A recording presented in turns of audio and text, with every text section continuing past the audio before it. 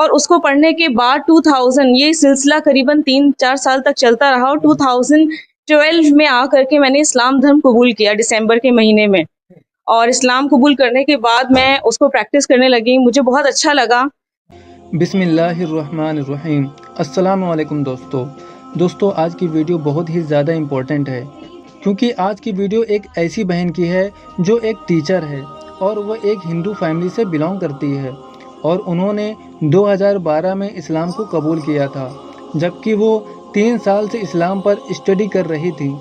दोस्तों, इस्लाम एक ऐसा मज़हब है जो भी शख्स अनबायस्ड होकर पूरी ईमानदारी के साथ इस्लाम को पढ़ता है और अपने रिलीजन से कंपेयर करता है तो वो इस्लाम से मुतासिर हुए बिना नहीं रह पाता है और उसको इस्लाम कबूल करना ही पड़ता है, क्योंकि इस्लाम एक दीन फितरत है। इसीलिए आज दुनिया में सभी मज़ाहिब के कंपेयर में इस्लाम सबसे तेज़ी से बढ़ रहा है। इसके अलावा दुनिया में जितने भी मज़ाहिब हैं वो सभी इस्लाम की इस तरक्की को देखकर परेशान हैं और फिर वो उन सभी मज़ाहिब के लोग हमारे चैनल पर आते हैं और कमेंट बॉक्स में आकर चीखते चिल्लाते हैं। दोस्तों, आपसे गुजारिश है कि इस वीडियो को पूरा देखें और आपकी क्या राय है इस बहन को लेकर हमें कमेंट बॉक्स में ज़रूर बताएं। वीडियो पसंद आने की सूरत में वीडियो को लाइक करें और इस वीडियो को ज़्यादा से ज़्यादा शेयर करें ताकि ये वीडियो दूसरों तक भी पहुँचे और उनके ईमान में भी इजाफ़ा हो। न्यू मुस्लिम की स्टोरीज़ देखने के लिए हमारे चैनल को सब्सक्राइब करें और पास ही में बने बेल आइकन को दबाना ना भूलें। परिवर्तन के मामले में अब लगातार वो चेहरे भी सामने आने लगे हैं कि जिन्होंने इस्लाम धर्म कबूल किया है।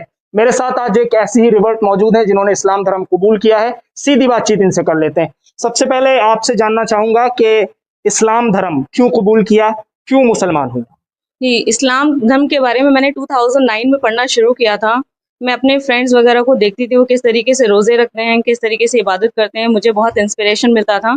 और उससे पहले मैं ब्रह्मा कुमारीज़ भी जा चुकी थी, उनके बारे में भी मैंने सुना था, उनके बारे में मैंने जाके पता किया था, वो भी पढ़ चुकी थी। निरंकारीज़ भी मैं जा चुकी थी, वहाँ भी मैं पढ़ चुकी थी। तो बेसिकली मैं ईश्वर की खोज में थी, तो मुझे बहुत इंस्पिरेशन मिला तो मैंने उसको पढ़ना शुरू किया। और बेसिकली मैं क्योंकि रिसर्च बैकग्राउंड से हूँ तो मैंने पूरा रिसर्च किया, जितने स्कॉलर्स के रिसर्च पेपर्स तक जो अवेलेबल हैं इस्लामिक टॉपिक्स के ऊपर उसको भी स्टडी किया। और मैंने हिंदी की कुरान पढ़ी कि कुरान शरीफ क्या कहता है एग्जैक्टली मुझे भी जानना है। और उसको पढ़ने के बाद 2000 ये सिलसिला करीबन 3-4 साल तक चलता रहा और 2012 में आकर के मैंने इस्लाम धर्म कबूल किया दिसंबर के महीने में। और इस्लाम कबूल करने के बाद मैं उसको प्रैक्टिस करने लगी, मुझे बहुत अच्छा लगा। प्रैक्टिस करते करते एक दिन मुझे ऐसा लगा कि क्यों ना मैंने जब इस्लाम कबूल कर ही लिया है तो ये बात मैं जो है ऑन पेपर अपने आप को कन्वर्ट करा लूं और इस जिंदगी को मैं लीगल तौर पे जीऊं, छुप के ना जी करके इसको मैं लीगल तौर पे जीऊं, क्योंकि ये मेरी पर्सनल चॉइस थी और मुझे बहुत ही सेटिस्फेक्शन मिला, बहुत सुकून मिला जिसे कहते हैं। फिर मैंने 2013 में अपने पेपर वर्क के लिए मोहम्मद उमर गौतम साहब के इदारे को कांटेक्ट किया और वहां से जा करके मैंने अपने पेपर वर्क करवाए और उसके लिए उन्होंने मुझे काफी हेल्प किया। अच्छा, जब आप उमर गौतम साहब से मिली हैं, उमर गौतम से आपकी मुलाकात हुई, तो आपने उनके बर्ताव में, उनकी बातचीत में कभी ऐसा पाया है कि उन्होंने आपको जबरदस्ती इस्लाम की तरफ लाने की कोशिश की हो? वैसे तो आप पहले ही आ चुकी थी, उनके बर्ताव से कैसा लग रहा था?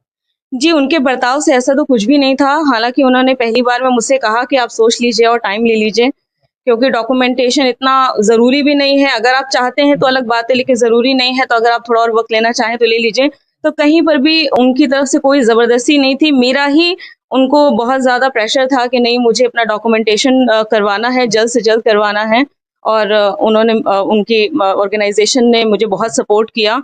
कहीं से कोई ज़बरदस्ती, कोई दबाव, कोई पैसे का लालच कुछ भी नहीं था। अच्छा, आपके जो फैमिली वाले हैं वो अभी आपको, क्योंकि काफी साल आपको हो गए इस्लाम में आए हुए, उनका बर्ताव कैसा है आपके साथ और पहले कैसा था जब आपने इस्लाम में दाखिल?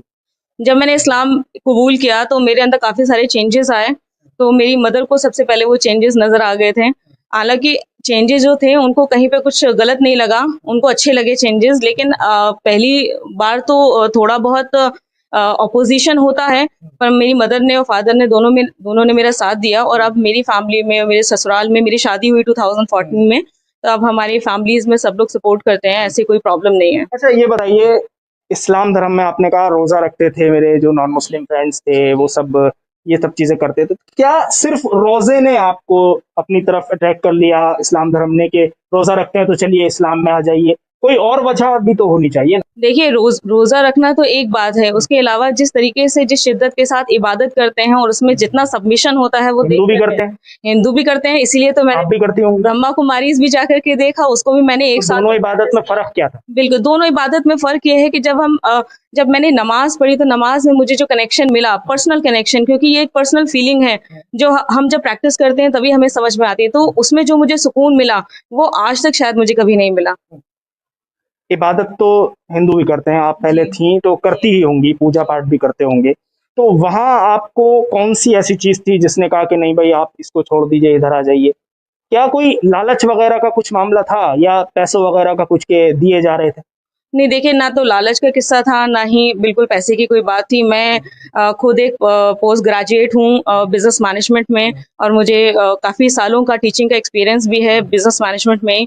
तो मैं एक पढ़ी-लिखी लड़की हूँ, मुझे लालच या जबरन अगर कोई बात कहता है, तो मेरे लिए वो सब चीज़ें मैटर नहीं करती हैं। अच्छा, तो बिना पढ़े लिखे लोग जो होते हैं उन्हें किया जा सकता है लालच देकर? देखिए, मुझे तो नहीं लगता कि आज की डेट में बिना पढ़े लिखे लोगों को भी आप कन्वर्ट करा सकते हैं, या आप अपनी तरफ से कोई भी काम करवा सकते हैं, क्योंकि आज की जनरेशन को ही देख लीजिए आप, लोकल जो लोग काम करते हैं आस पड़ोस में उनको देख लीजिए, तो किसी को भी कुछ मनवाना इतना आसान नहीं है। और धर्म एक ऐसी पर्सनल बिल्कुल दिल से लगी हुई चीज है कि उसको कोई ना तो इंसान किसी के कहने पे छोड़ सकता है और ना किसी के कहने पे फॉलो कर सकता है। तो अब जो ये चीजें सामने आ रही हैं कि उमर गौतम जो है वो जबरन धर्म परिवर्तन कराते थे, जबरदस्ती लोगों को इस्लाम में ले आते थे, सिर्फ एक डॉक्यूमेंटेशन के लिए और एक पेपर बनाने के लिए बाहर से उनको फंडिंग होती थी, तो क्या आप इसको समझती हैं कि सिर्फ इसलिए उमर गौतम ये सब कर सकते थे क्योंकि आपने उनको करीब से देखा भी? नहीं, बिल्कुल नहीं, क्योंकि देखिए, मैं इस्लाम में पहले आ चुकी थी, डॉक्यूमेंटेशन के लिए बाद में पहुंची। मेरे पेरेंट्स इस्लाम में नहीं आए थे, उन्होंने इतनी बार उनसे मुलाकात हुई, लेकिन कभी भी आज तक उन्होंने उनको ये नहीं कहा कि आप कुरान पढ़िए, या आप ये किताब पढ़िए, या आप इस्लाम धर्म के बारे में पढ़िए, या आप कलमा पढ़ लीजिए, या आप इस्लाम कबूल कर लीजिए। तो आज 2013 से लेकर के 2021 आ गया, इतने सालों में आज तक उन्होंने एक बार भी नहीं कहा, ना ही मेरी फैमिली में, ना ही मेरे फ्रेंड सर्कल में किसी से कहा, किसी से भी मुलाकात हुई। तो मुझे नहीं लगता कि मतलब ये बात में कोई भी सच्चाई है, ये बिल्कुल गलत बात कही जा रही है और सिर्फ इसको फैब्रिकेट करके कहा जा रहा है, ऐसा कुछ भी नहीं है। एक सवाल थोड़ा सा पीछे जाके पूछना है मुझे, जब आप दूसरे मजहब में थी, जब आप नॉन मुस्लिम थी, तब से रिलेटेड ये सवाल है, क्या कभी ऐसा लगा कि मुसलमानों से सेफ नहीं है आप? जो ये कहा जाता है कि हिंदू लड़कियां सेफ नहीं है और मुसलमान उनके लिए खतरा है, हिंदू लड़कियों को बचाओ, हिंदुओं को मुसलमानों से बचाओ। आपकी बात नहीं कर रहा हूँ, पहले का सवाल है, पहले से ही रिलेटेड बताइएगा, तब आपकी सोच क्या रही? जी, देखिए, तब मेरी सोच ऐसे बिल्कुल भी नहीं थी, नेगेटिव बिल्कुल भी नहीं थी। मैंने हमेशा ये महसूस किया कि अगर मुस्लिम्स कहीं पर हैं या कोई मुस्लिम लड़का भी है या लड़की भी है, तो शायद मैं उनकी कंपनी में सेफ हूँ।